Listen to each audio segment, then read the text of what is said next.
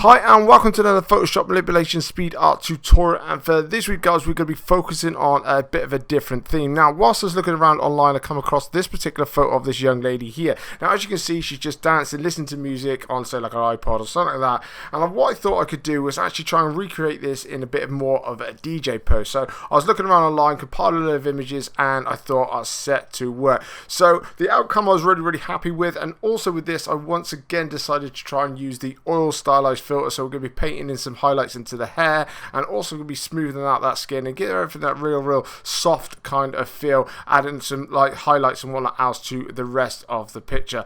Hope you guys have really enjoyed this particular speed art tutorial. If you do, make sure you give me a subscribe and a thumbs up, be absolutely amazing. But anyway guys, enjoy the video.